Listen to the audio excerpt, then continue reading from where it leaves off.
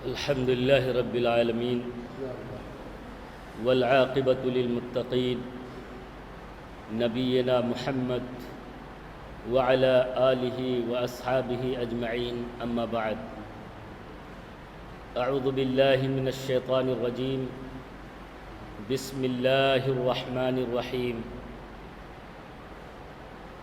ومثل الذين ينفقون أموالهم ابتغاء مرضات الله وتثبيتا من أنفسهم كمثل جنة بربوة أصابها وابل فآتت أكلها ضعفين فإن لم يصبها وابل فطل والله بما تعملون بصير أيود أحدكم أن تكون له جنة من نخيل وأعناب تجري من تحتها الأنهار له فيها من كل الثمرات وأصابه الكبر وله ذرية ضعفاء فأصابها إعصار فيه نار فاحترقت كذلك يبين الله لكم الآيات لعلكم تتفكرون يا أيها الذين آمنوا أنفقوا من طيبات ما كسبتم ومما أخرجنا لكم من الأرض ولا تيمموا الخبيث منه تنفقون ولستم بآخذيه إلا أن تغمضوا فيه واعلموا أن الله غني حميد۔ حاضرین، سورہ بقرہ کی یہ 3 آیتیں ہیں، 265، 266 اور 267 نمبر کی آیات ہیں۔ ان آیتوں میں اللہ تبارک و تعالی نے انفاق فی سبیل اللہ کے تعلق سے ہی وضاحت فرمائی ہے، جیسا کہ اس سے پہلے والی آیت میں جیسا کہ ہم نے بتلایا تھا کہ اللہ رب العالمین نے اس پچھلی آیت میں فرمایا تھا کہ اے ایمان والو، تم اپنے صدقات کو برباد نہ کرو۔ کیوں؟ احسان جتلا کر کے اور ایذا پہنچا کر کے تم اپنے صدقات کو برباد نہ کرو۔ وَلَا تُبْطِلُوا صَدَقَاتَكُمْ بِالْمَنِّ وَالْأَذَىٰ۔ اللہ رب العالمین نے پچھلی آیت میں فرمایا تھا کہ تم احسان جتلا کر کے اور ایذا پہنچا کر کے اپنے صدقات کو برباد نہ کرو۔ اور اللہ رب العالمین نے ایک بات اور فرمائی تھی اس آیت میں کہ جو لوگ دکھاوے کے لیے خرچ کرتے ہیں، اصلاً ان کا ایمان اللہ رب العالمین پر کامل نہیں ہے، ان کا ایمان اللہ پر کامل نہیں ہے، اور نہ ہی وہ یوم آخرت پر ایمان رکھتے ہیں۔ جو لوگ دکھاوے کے لیے ریاکاری میں کوئی کام کرتے ہیں، صدقہ ہو، خیرات ہو، نماز ہو، روزہ ہو، حج ہو، زکوٰۃ ہو، جو بھی ہو، کوئی بھی کار خیر جس میں ریا شامل ہے، دکھاوا شامل ہے، تاکہ اسے لوگ کہیں کہ بہت ہی دینداتا ہے، بہت ہی سخی ہے، بڑا فیاض ہے، اگر یہ نیت اس کے دل میں ہے تو اللہ رب العالمین کہتے ہیں کہ اس کا ایمان اللہ اور یوم آخرت پر کامل نہیں ہے۔ یہ پچھلی آیت میں اللہ رب العالمین نے فرمایا تھا اور ایک مثال پیش کی تھی کہ ریاکار لوگوں کی مثال ایک چٹان پتھر کی طرح ہے کہ جس کے اوپر مٹی جم جاتی ہے اور جب بارش ہوتی ہے تو وہ مٹی دھل جاتی ہے، پتھر صاف اور شفاف ہو جاتا ہے۔ اسی طرح ریاکار کا عمل اللہ رب العالمین اسی طرح سے دھل دیتا ہے، اور جب وہ اللہ رب العالمین کے پاس پہنچتا ہے اس مناسبت سے کہ ہمارے پاس تو بہت سارے کار خیر ہیں، ہمارے پاس بڑی نیکیاں ہیں، لیکن جب وہ اللہ کے پاس پہنچتا ہے تو اللہ رب العالمین کے ہاں وہ بالکل سادے اور کورے کاغذ کی طرح پاتا ہے۔ اللہ رب العالمین کے ہاں اس کے کوئی صلہ اللہ رب العالمین کے یہاں اس کا نہیں ہوتا ہے، بالکل اسی پتھر کے مانند ہے کہ جس طرح بارش ہوتی ہے اور مٹی دھل جاتی ہے، اسی طرح اس کے اعمال دھل جاتے ہیں۔ کوئی نیکی اس کے پاس باقی رہ جاتی۔ اب اس آیت میں اللہ رب العالمین فرماتے ہیں، یہاں بھی ایک مثال دے رہے ہیں، جس طرح سے وہاں چٹان پتھر کی مثال دی، اسی طرح سے اللہ رب العالمین یہاں مثال دے رہے ہیں کہ ان کی مثال ایسی ہے، وَمَثَلُ الَّذِينَ يُنْفِقُونَ أَمْوَالَهُمُ ابْتِغَاءَ مَرْضَاتِ اللَّهِ، ان کی مثال ایسی ہے جو اللہ رب العالمین کی خوشنودی کے لیے، اللہ رب العالمین کی رضا کے لیے اپنے مال کو خرچ کرتے ہیں، دکھاوے کے لیے نہیں بلکہ رضائے الہی کے لیے، اللہ رب العالمین کی خوشنودی کے لیے، اللہ رب العالمین کی رضا کے لیے اگر کوئی مال خرچ کرتا ہے، وَتَثْبِيتًا مِّنْ أَنفُسِهِمْ، اور اس کی نیت میں اخلاص ہوتا ہے، اس کی نیت میں ثابت قدمی ہوتی ہے، اس کی نیت میں للہیت ہوتی ہے، اس کی نیت میں صرف اور صرف یہ مقصد ہوتا ہے کہ یہ جو کچھ مال میں خرچ کر رہا ہوں یہ اللہ رب العالمین کی رضا کے لیے، اور اللہ رب العالمین اس کا بہترین صلہ ہمیں عطا فرمائے قیامت کے دن۔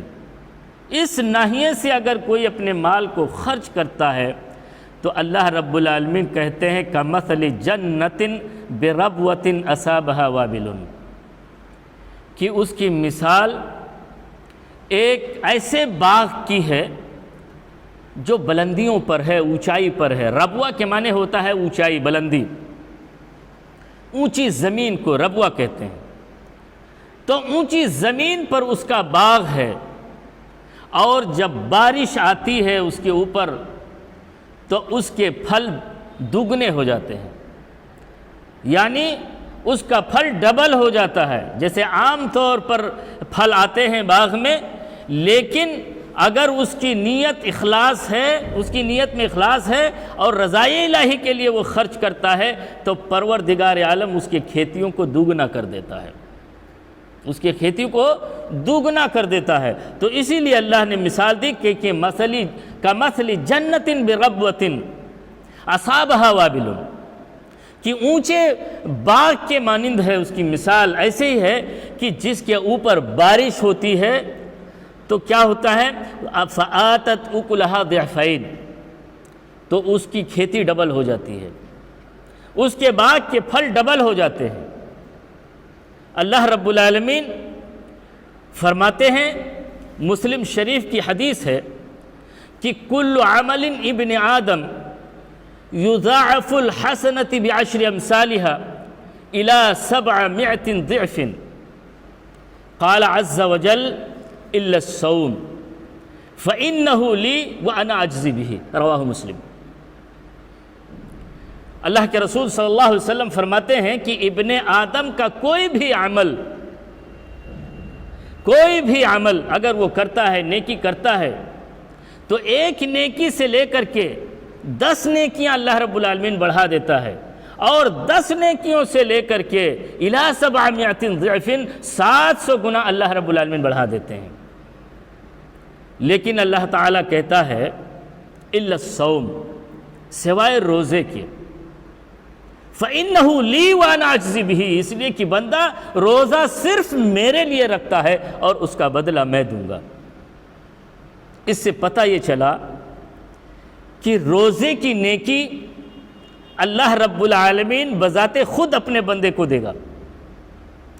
اور نیکیاں اللہ رب العالمین کے یہاں محدود ہیں، متعین ہیں، ان کے درجات متعین ہیں، اور انہیں اللہ رب العالمین نے فرشتوں کے حوالے کیا ہوا ہے، ان کے درجات کو فرشتوں کے حوالے کیا ہوا ہے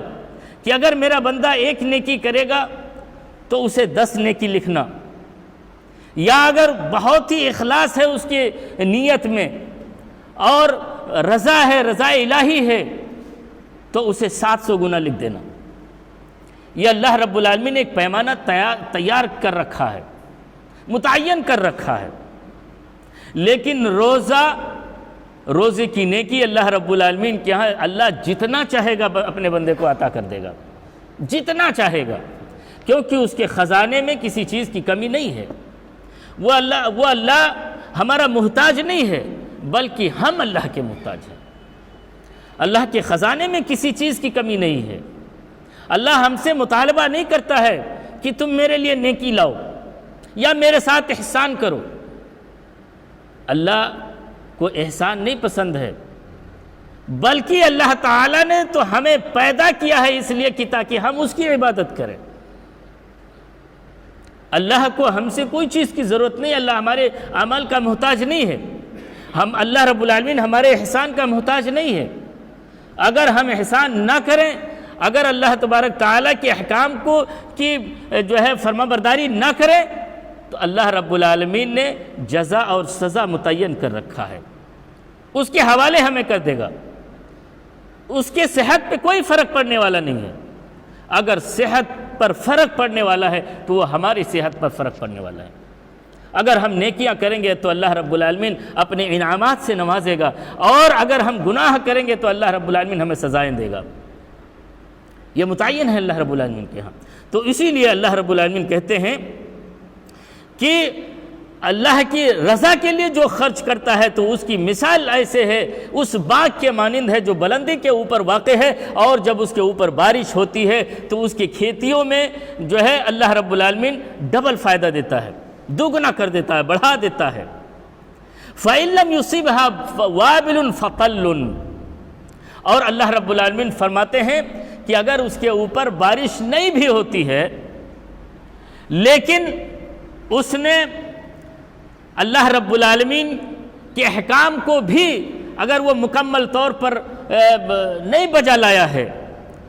تب بھی اللہ رب العالمین اس کی روزی میں کمی نہیں کرتا ہے، کیونکہ اللہ رب العالمین ایمان والے کو بھی روزی دیتا ہے اور غیر ایمان والے کو بھی روزی دیتا ہے۔ اللہ نے پیدا کیا ہے، اس کی روزی اللہ رب العالمین نے متعین کر رکھی ہے، روزی ضرور دیتا ہے کیونکہ اس کا بندہ ہے۔ یہ اور بات ہے کہ وہ نافرمان ہے، یہ اور بات ہے کہ وہ مومن ہے، تو مومنوں کے درجات کو اللہ رب العالمین بڑھا دیتا ہے، اس کی روزیوں کو بڑھا دیتا ہے۔ لیکن جو غیر مومن ہے، غیر مسلم ہے، روزی اسے بھی دیتا ہے، لیکن اسے اتنا نہیں دیتا جتنا مومنوں کو دیتا ہے، اسے اتنا نہیں دیتا جتنا مومن کو دیتا ہے۔ تو فَإِن لَّمْ يُصِبْهَا وَابِلٌ، اور اگر اس کے اوپر بارش نہیں ہوئی ہے تو فَطَلٌ، یہ پھوہارے ہی صحیح، یہ شبنم جو صبح کے وقت نازل ہوتی ہے، یہ شبنم ہی ان کو پھل دینے کے لیے کافی ہو جاتی ہے۔ اللہ رب العالمین اس باغ کو پھل دیتا ہے، لیکن اتنا نہیں دیتا جتنا اپنے مومن بندے کو دیتا ہے۔ تو اللہ رب العالمین کہتے ہیں کہ اسے بھی میں پھل دیتا ہوں، لیکن اتنا نہیں دیتا۔ واللہ بما تعملون بصیر، اور اللہ رب العالمین ہمارے ہر عمل کو دیکھ رہا ہے۔ اللہ رب العالمین ہمارے عمل سے غافل نہیں ہے، بلکہ اللہ رب العالمین ہمارے عمل کو بخوبی دیکھ رہا ہے، بخوبی ہمارے عمل پر اس کی نظر ہے، ہر ادا پر، ہر فعل پر، ہر حرکات پر، ہر سکنات پر اللہ رب العالمین کی نظر ہے۔ اللہ دیکھنا چاہتا ہے کہ میرا بندہ کس حد تک میری عبادت کرتا ہے، یا اللہ دیکھنا چاہتا ہے میرا بندہ کس حد تک میری نافرمانی کرتا ہے۔ اس کے درجات اللہ رب العالمین نے متعین کر رکھے ہیں۔ تو یہ مثال اللہ رب العالمین نے پیش کی ان لوگوں کی جو رضائے الہی کے لیے اپنے مال کو خرچ کرتے ہیں۔ اب ایک اور مثال اللہ رب العالمین نے دوسری آیت میں فرماتے ہیں کہ اَيَوَدُّ أَحَدُكُمْ أَن تَكُونَ لَهُ جَنَّةٌ مِّن نَخِيلٍ وَأَعْنَابٍ تَجْرِي مِن تَحْتِهَا الْأَنْهَارُ لَهُ فِيهَا مِن كُلِّ الثَّمَرَاتِ وَأَصَابَهُ الْكِبَرُ وَلَهُ ذُرِّيَّةٌ ضُعَفَاءُ فَأَصَابَهَا إِعْصَارٌ فِيهِ نَارٌ فَاحْتَرَقَتْ كَذَلِكَ يُبَيِّنُ اللَّهُ لَكُمُ الْآيَاتِ لَعَلَّكُمْ تَتَفَكَّرُونَ۔ اس آیت کے اندر اللہ رب العالمین کا ایک بہت بڑا پیغام ہے، بہت بڑا پیغام ہے، اور اس سے ہم سبھی غافل ہیں۔ اسی لیے کہا جاتا ہے کہ قرآن مجید کو پڑھو، قرآن مجید کو تفسیر کے ساتھ پڑھو، تاکہ اس کی حلاوت کو تم پا سکو، تاکہ ہمارے ایمان کی حرارت بڑھ جائے، ہماری ایمان میں بڑھوتری ہو جائے۔ اگر ہم اسے معنی کے ساتھ نہیں پڑھیں گے، ہم تفسیر کے ساتھ نہیں پڑھیں گے، تو اللہ رب العالمین کے کلام کا جو حق ہے وہ حق کو نہیں ہم سمجھ پائیں گے، وہ حق ہم سے ادا نہیں ہوگا۔ اسی لیے کہا گیا کہ ایک ایک آیت کو پڑھو اور سمجھو۔ اب اس کے اندر اللہ رب العالمین کیا مثال دیتا ہے کہ اَیَوَدُّ أَحَدُكُمْ، کیا تم میں سے کوئی اس چیز کو پسند کرتا ہے کہ ان تکون لہو جنہ، کہ تمہارے لیے ایک باغ ہو،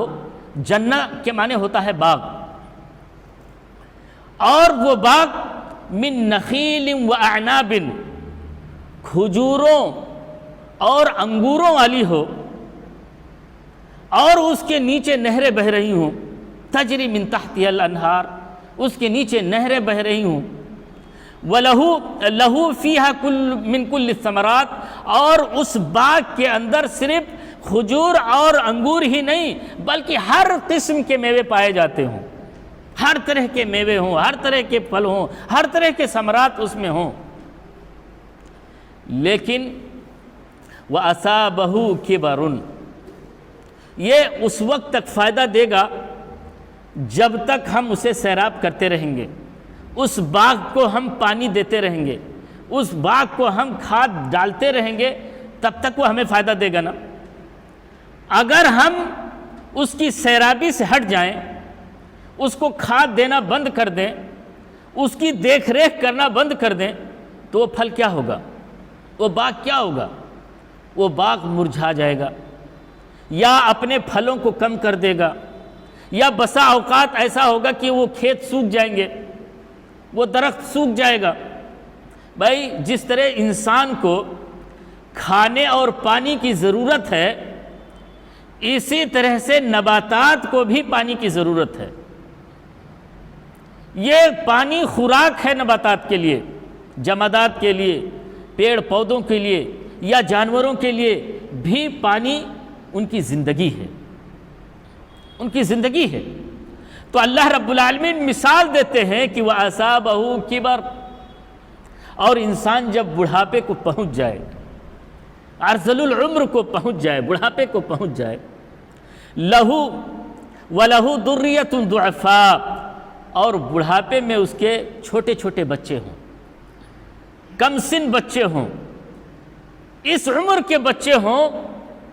کہ کھیتی میں اس کا ہاتھ نہیں بٹا سکتے، یا اور بھی جو کام وہ کر رہا تھا اس کام میں وہ ہاتھ نہیں بٹا سکتے، وہ کمزور ہیں، تو پھر کیا ہوگا؟ بڑھاپے میں اس کی یہ مالداری، بڑھاپے میں اس کی یہ فراوانی ختم ہو جائے گی، فراوانی ختم ہو جائیں گی۔ صحیح بخاری کی روایت ہے، حضرت عمر رضی اللہ تعالی عنہ نے جب یہ آیت نازل ہوئی تو اپنے ساتھی صحابہ سے سوال کرتے ہیں کہ کیا تمہیں پتہ ہے کہ آیت کس کے بارے میں نازل ہوئی؟ صحابہ نے جواب دیا کہ امیر المومنین اللہ رب العالمین زیادہ جانتا ہے۔ حضرت عمر رضی اللہ تعالی عنہ کو غصہ آ گیا، ناراض ہو گئے اور کہا کہ میں تمہاری رائے جاننا چاہتا ہوں کہ تمہاری کیا رائے ہے، تم کیا جانتے ہو، میں تمہارا جواب سننا چاہتا ہوں۔ اللہ تبارک تعالیٰ تو علام ہی ہے، اللہ رب العالمین تو جاننے والا ہی ہے، لیکن جو پیغام اللہ رب العالمین نے اس آیت میں دیا اسے تم کیا سمجھے، تمہارا کیا خیال ہے؟ حضرت عبداللہ ابن عباس رضی اللہ تعالیٰ عنہ کھڑے ہوئے اور انہوں نے کہا کہ امیر المومنین ایک بات میرے دل میں کھٹک رہی ہے۔ کہا بھتیجے بتاؤ جلدی سے، وہ کون سی بات ہے؟ تم اپنے اندر گھٹن محسوس نہ کرو، جو تمہارے دل کے اندر ہے، جو تمہارے دل میں بات کھٹک رہی ہے اس آیت کے تعلق سے، اسے تم بتلاؤ، ظاہر کرو۔ اگر تمہاری فہم میں یا ہماری فہم میں یا اور صحابہ کے فہم میں اگر کوئی تبدیلی ہو تو اسے صحیح طریقے پر سمجھا جائے، اصل مقصد کو سمجھا جائے۔ تو حضرت عبداللہ ابن عباس رضی اللہ تعالی عنہ نے کہا کہ اس آیت میں اللہ رب العالمین نے نیک آدمی کی مثال پیش کی ہے، نیک شخص کی مثال پیش کی ہے، اور ایک مالدار کی مثال پیش کی ہے کہ وہ مالدار آدمی اپنی جوانی میں بہت سارے مال کو کما لیا، باغات لگوائے اور اس طرح سے تجارتیں کی اور ڈھیر سارا جو ہے مال و ثروت اس نے اکٹھا کر لی۔ اب بڑھاپے کو پہنچ گیا،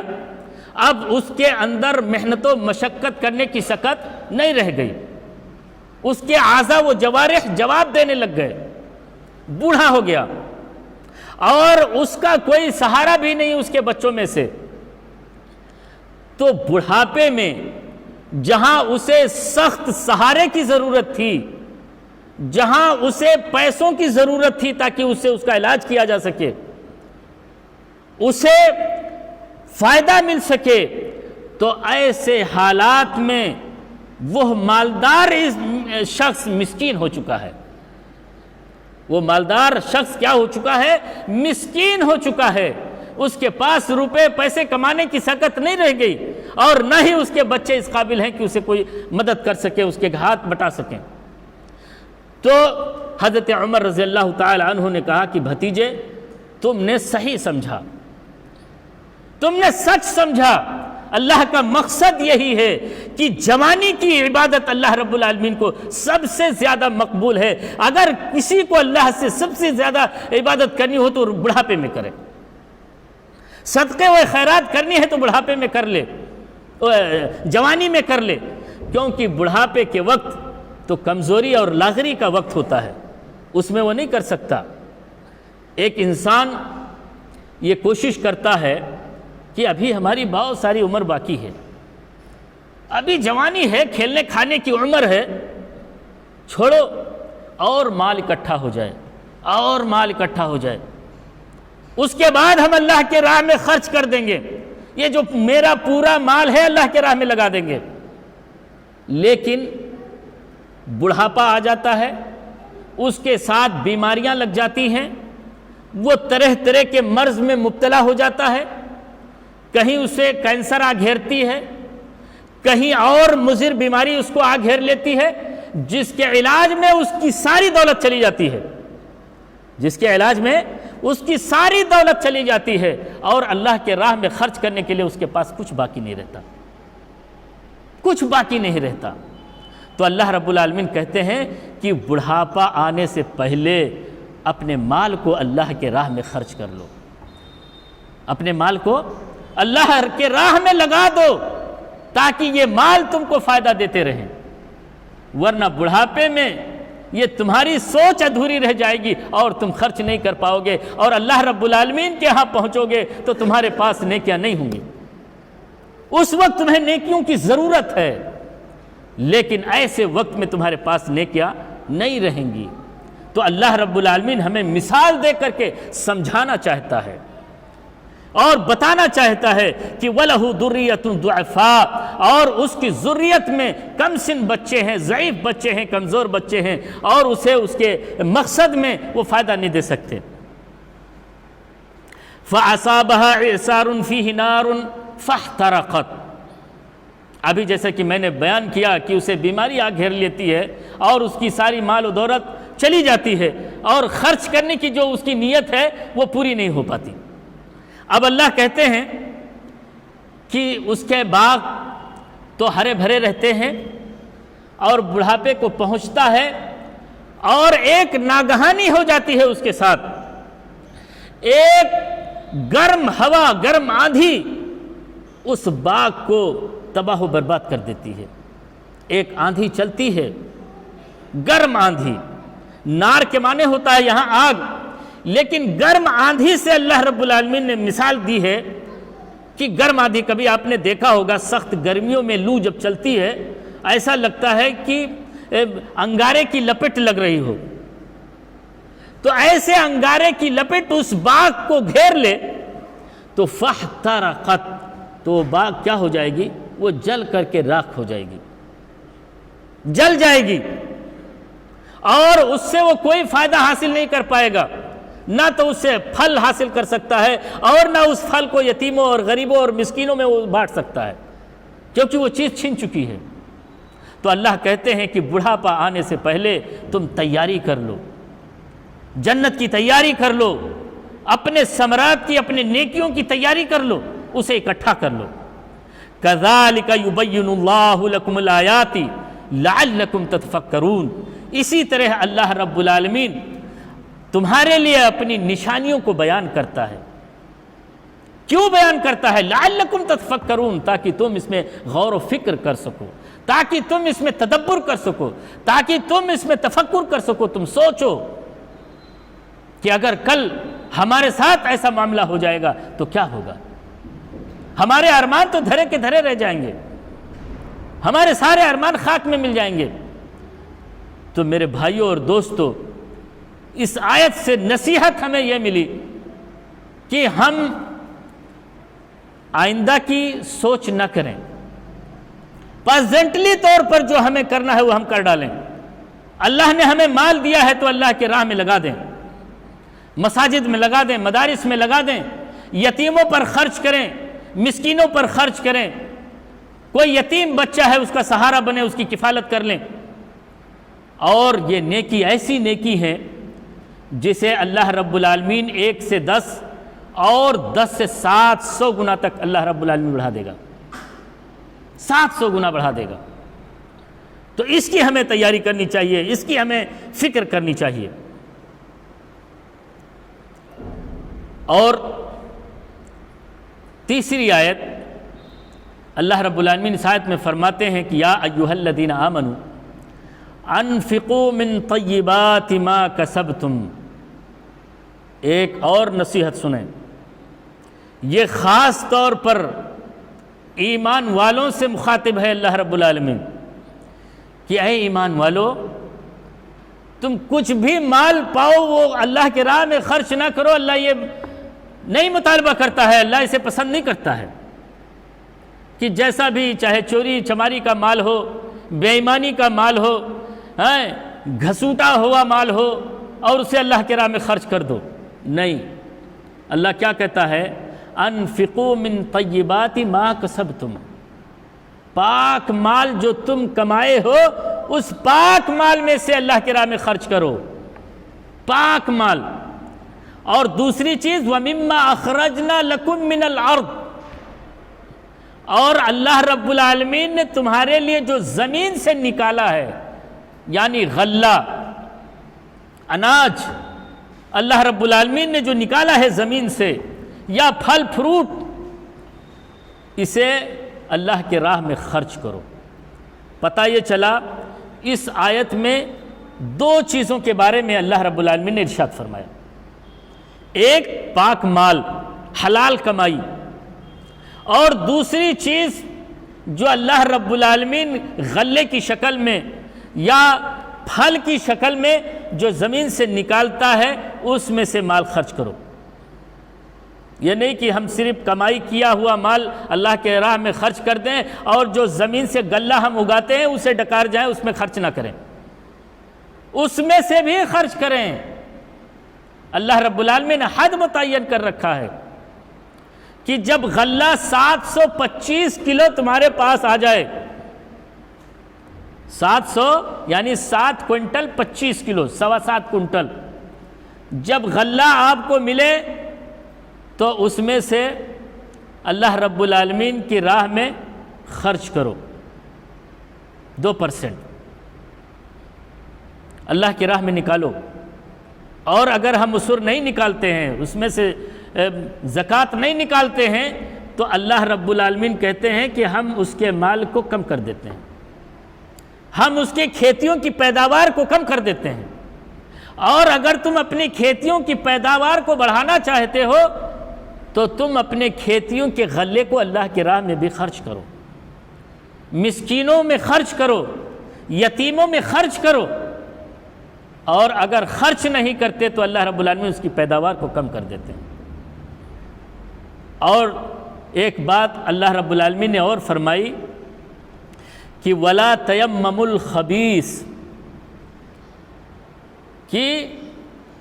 یہ خبائث جانتے ہیں کسے کہتے ہیں؟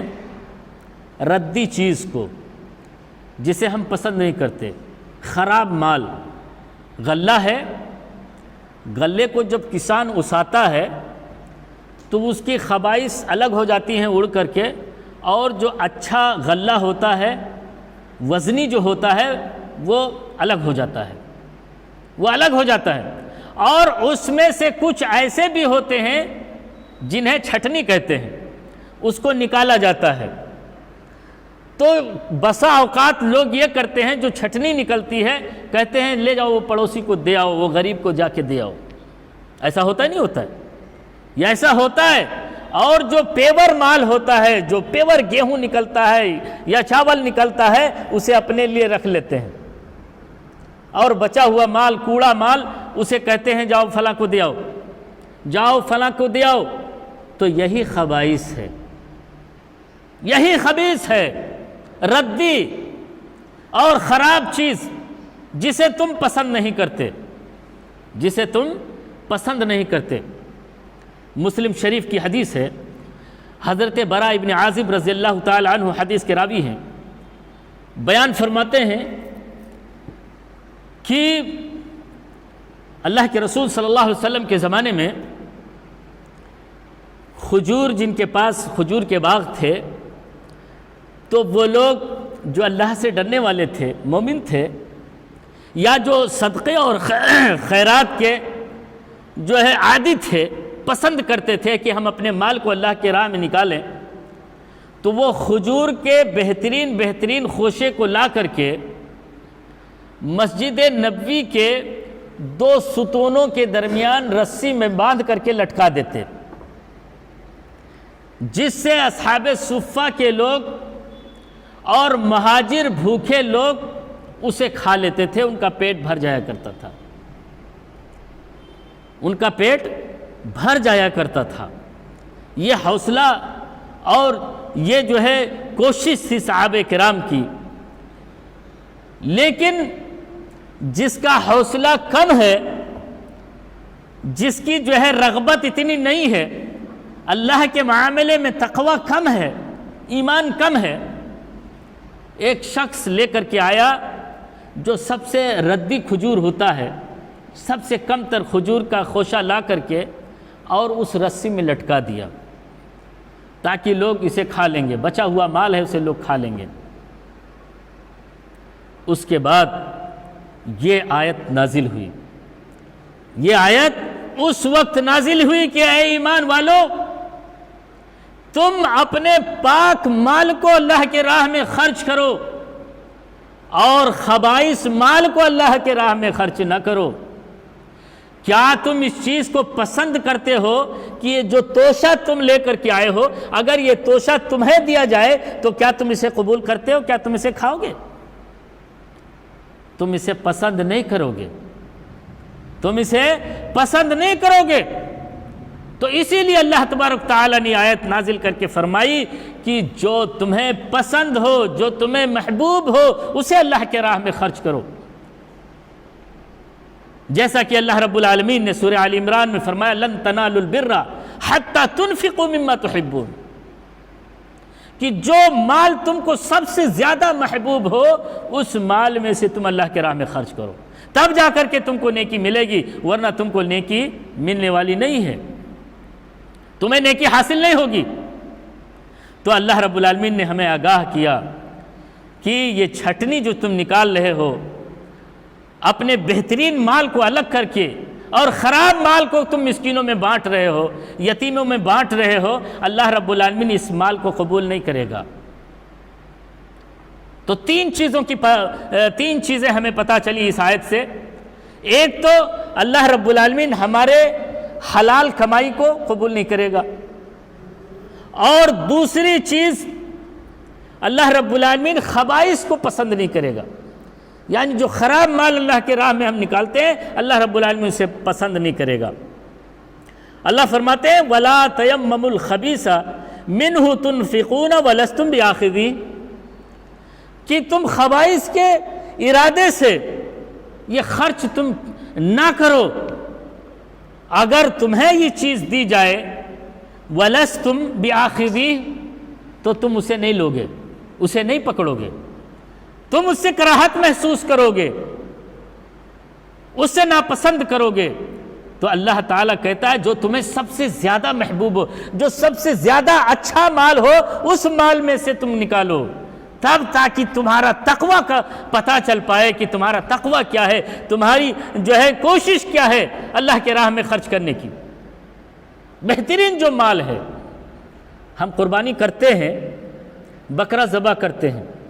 عام طور سے یہ ہوتا ہے کہ بھائی جو اچھا گوشت ہوتا ہے،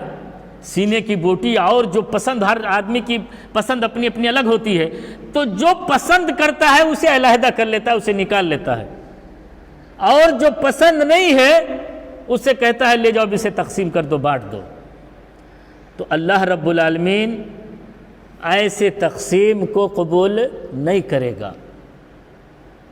اللہ تعالیٰ کیا کہتا ہے قرآن مجید کے اندر کہ لن ینال اللہ لحومها ولا دماؤها ولکن ینالہ التقوی منکم، اللہ رب العالمین کو تمہارا گوشت نہیں پہنچتا، تمہارا خون نہیں پہنچتا، بلکہ پروردگار عالم تمہارے تقوی کی آزمائش کرنا چاہتا ہے، تمہارا تقوی دیکھنا چاہتا ہے کہ تم نے کس تقوی سے اسے تقسیم کیا ہے، کس ارادے سے تم نے تقسیم کیا ہے۔ اللہ رب العالمین ہمارے تقوی کو دیکھنا چاہتا ہے،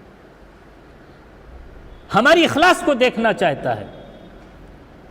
مسند احمد کی ایک اور حدیث میں آپ کو بیان کروں،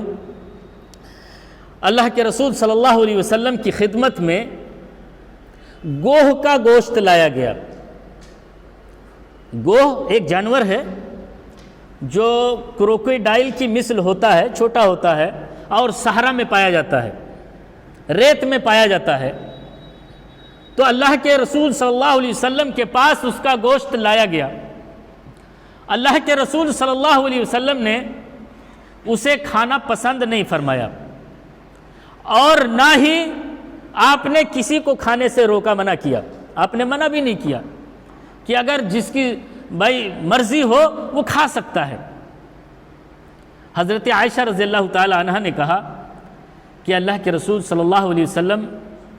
اس گوشت کو کیا ہم اپنے فلاں پڑوسی کو دے دیں، وہ کھا لے؟ اللہ کے رسول صلی اللہ علیہ وسلم نے کہا عائشہ، جو چیز تم نہیں پسند کرتی اسے تم اپنے پڑوسی کو کیسے دے سکتی ہو، اسے تم دوسروں کو کیسے دے سکتی ہو؟ جبکہ اللہ کے رسول صلی اللہ علیہ وسلم نے گو کے گوشت کو کھانے سے صحابہ کرام کو نہیں منع کیا، لیکن کہا چونکہ عائشہ تم اسے کھانا پسند نہیں کرتی ہو تو تم دوسروں کو بھی پسند نہ کرو،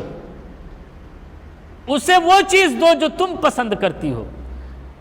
جو تمہیں اچھا لگتا ہے، وہ چیز تم اپنے جو ہے پڑوس کو دو، وہ اپنے جاننے والے کو یا غریبوں کو، مسکینوں کو اس میں سے نکالو، اس میں سے دو، تب جا کر کے اللہ ہمارے تقوی کو سمجھ پائے گا۔ ورنہ ہم کہتے ہیں فلاں چیز آیا ہے ہم کو پسند نہیں، ہم کھانا نہیں، لے جاؤ پڑوسی کو دے دو، کھا لیں۔ اور ہماری عورتوں میں سب سے زیادہ یہ بیماری پائی جاتی ہے کہ جب ہم سکم شیر ہو کر کے کھا لیتے ہیں، جب کھانا بچ جاتا ہے کہ اب پیٹ میں جانے لائق نہیں رہ گیا، تو لے جاؤ فلاں پڑوسی کو دے دو، جاؤ فلاں کو دے دو، جاؤ فلاں کو دیاؤ، یا اسی طرح سے جب چاول خراب ہونے لگے فلاں کو دیاؤ، یا گیہوں خراب ہونے لگے فلاں کو دیاؤ،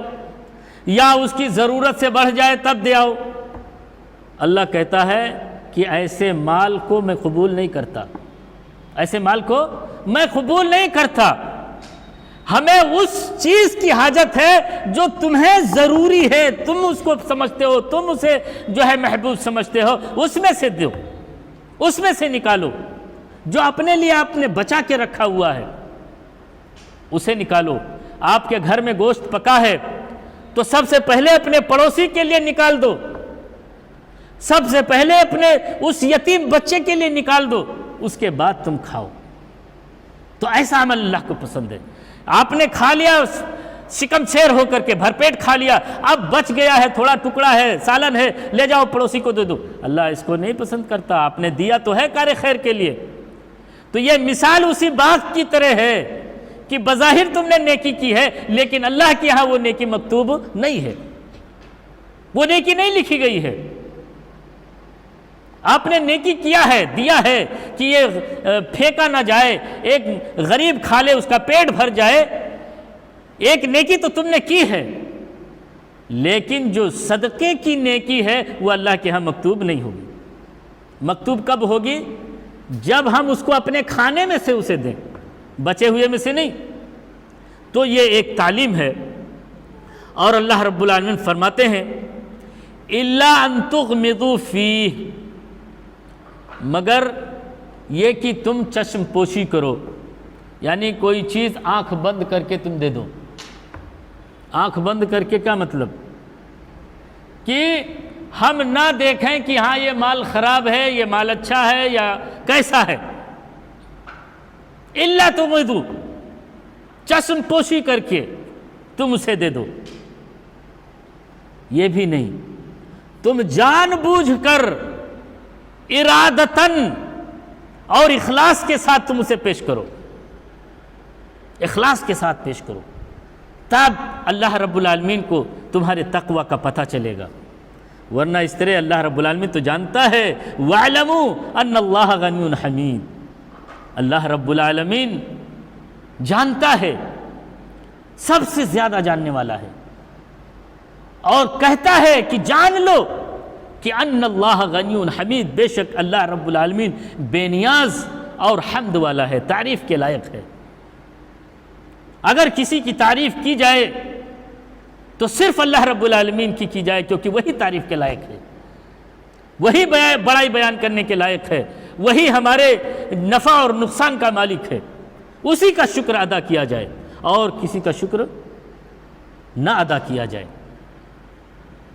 اللہ رب العالمین کا شکر ادا کیا جائے، اللہ رب العالمین کے جو ہے اس کی تعریف کی جائے، وہی تعریف کے لائق ہے۔ اب چوتھی آیت میں، یہ آیت پڑھ کر کے میں اپنی بات کو ختم کروں گا، کیونکہ یہ ان تینوں آیتوں کا خلاصہ ہے یہ آیت۔ اللہ رب العالمین فرماتے ہیں کہ الشیطان یعدکم الفقر ویأمرکم بالفحشاء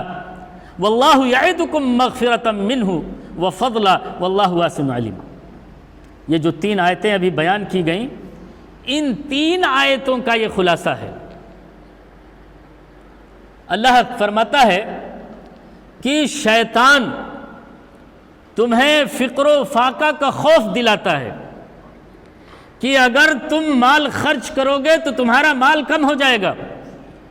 تمہارے بچے بھوکے رہ جائیں گے،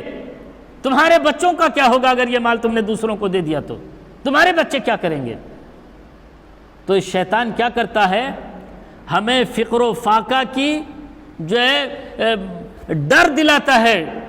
ڈر کا احساس پیدا کرتا ہے کہ تمہارے بچوں کا کیا ہوگا، وہ بچے تمہارے کیا کھائیں گے اگر تم اللہ کے راہ میں خرچ کر دو گے۔